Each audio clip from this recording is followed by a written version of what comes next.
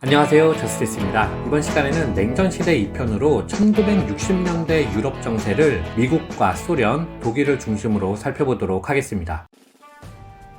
1960년대 들면서 베를린과 관련한 위기는 최고조에 이르고 있었습니다. 소련의 흐르쇼프는 동독이 곧 붕괴돼 서독에 흡수된 후 독일군이 폴란드와 체코슬로바키아를 넘어 소련으로 진군할 것을 우려했지요. 그는 미국에게 동독이 소련의 위성국가임을 인정해달라고 요구하였지만 미국은 이를 거부했습니다. 게다가 미국의 케네디 대통령은 어떤 희생을 치러서라도 베를린을 수호하겠다고 선언하였지요. 극단적 수단이 필요했고 결국 1961년 8월 소련은 동베를린 주민들의 추가 이탈을 막기 위하여 경계선에 장벽을 설치하겠다는 울브리히트의 요청을 수락했습니다. 그는 탈출하는 사람들을 경고도 없이 살해하였는데 이는 전략적, 이념적 투쟁에서 공산주의 체제가 열등함을 스스로 인정한 것이라 할 수 있겠습니다. 굴욕적인 짓을 했다고 생각한 후르쇼프는 엉클샘의 바지에 고슴도치를 집어넣기 위해서 이듬해의 중거리 미사일을 카스트로가 집권하고 있는 쿠바로 보냈습니다. 미국 남부를 위협해 독일 문제에 대한 개입을 줄이려는 의도였고 적어도 소련 남부의 터키에 배치된 미국의 미사일을 철수시킬 수 있을 것으로 기대했지요. 하지만 미사일이 완전히 설치되기 전에 미국 정찰기에 의하여 설치 작업이 발각되었고 미국은 쿠바에 대한 해상 봉쇄에 나섰습니다. 카스트로와 체게바라는 라틴 아메리카의 해방 투쟁을 확산시키기 위해서 전쟁을 원하였지만 후르쇼프는 들어주지 않았습니다. 미국 본토를 공격하는 것은 핵전쟁을 의미하는 것이기 때문이었죠. 며칠 뒤 후르쇼프는 미국으로부터 터키에 설치한 주피터 미사일을 철수시키겠다는 약속과 함께 본인들은 쿠바에 설치한 미사일을 철수시켰습니다. 이로써 핵전쟁은 피할 수 있었지만 후르쇼프는 이때의 대외정책 실패로 인하여 1964년 물러났습니다. 아울러 이 시기가 냉전의 긴장감이 절정에 달했던 시기라 할 수 있겠습니다.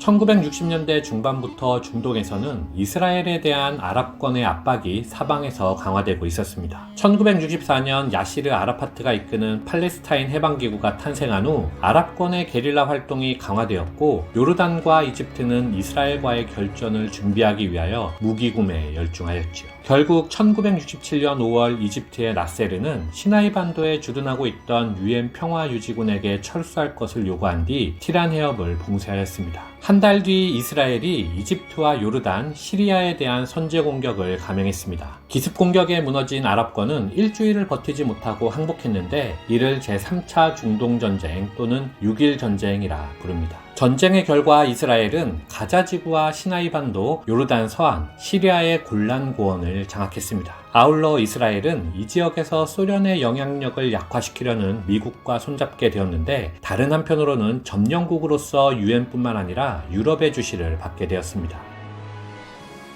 1967년 6월 말 미국 존슨 대통령과 소련 수상 알렉세이 코시긴이 뉴저지에서 만나 회담을 갖고 양국의 우호 증진을 다짐했습니다. 이후 나토는 군사적인 안보 노력을 축소하지는 않되 전쟁 위험을 감소시키기 위해 소련에 대해 데탕트 정책을 추진하게 되죠. 체코슬로바키아의 공산당 내에서 이런 데탕트 분위기를 타고 자유주의자들이 목소리를 높였습니다. 체코 공산당은 1968년 1월 소련의 신임을 받던 안토닌 노보트니를 해임하고 개혁파인 알렉산더 둡체크를 새 서기장으로 선출하였죠. 이후 둡체크는 검열을 폐지하고 정부 비판의 자유를 인정하는 등 자유주의적 개혁을 단행하였는데 이를 프라하의 봄이라 부릅니다. 그러면서도 그는 헝가리 혁명을 의식하며 바르샤바 조약기구를 탈퇴할 의사는 전혀 없음을 강조하였죠. 하지만 소련은 체코슬로바키아를 그냥 둘 경우 불길이 확대될 수 있음을 우려하며 1968년 8월 프라하의 봄을 무참히 짓밟았습니다. 체코 공산당은 모든 개혁 프로그램을 철회하였고 소련은 어느 사회주의 국가도 사회주의를 포기해서는 안 된다는 브레즈네프 독트린을 발표하였습니다. 아울러 1968년 서유럽과 미국의 도시들은 경찰이나 정치, 교육 문제를 넘어 점차 사회 전반적인 문제를 비판하는 학생 데모대의 물결에 휩싸였는데 이를 68운동 또는 68혁명이라 부릅니다. 이 운동은 미국, 프랑스, 영연방 등에서 발생하였지만 가장 격렬하게 발생한 곳은 루디 두치케가 이끄는 서독의 68운동이었죠. 관점에 따라 평가는 다르겠지만 결과적으로 서방 어느 나라에서도 학생운동이 성공하지는 못하였습니다.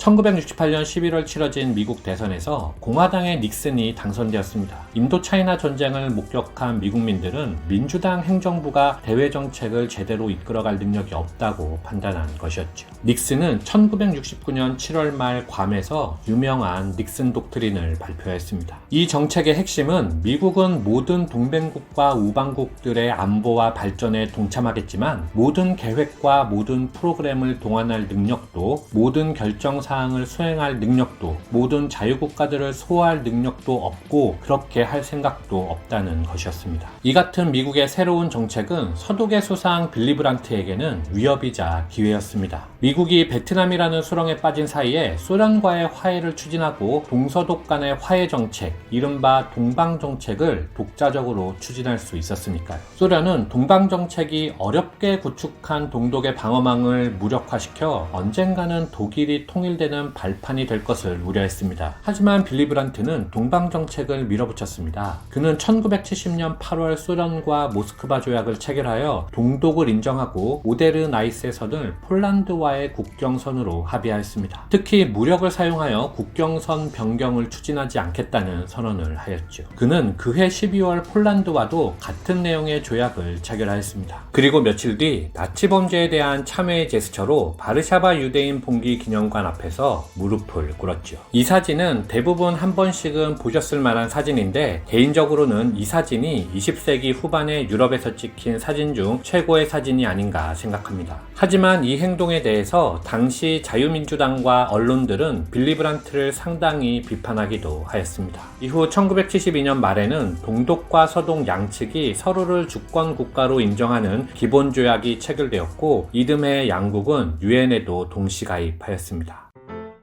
이란과 미국에게는 미안하지만 양국이 서로 과도한 대치를 하고 있는 지금이 유엔 제재 대상 이외의 분야에서 남북한 간의 화해 정책을 독자적으로 추진할 수 있는 기회가 아닐까 생각합니다. 빌리 브란트의 동방 정책이 가능했던 이유를 잘 살펴보고 얻을 수 있는 교훈이 있다면 취하는 위정자들이 되기를 희망해 봅니다. 이상 냉전시대 2편을 모두 마치겠습니다. 시청해주셔서 감사합니다.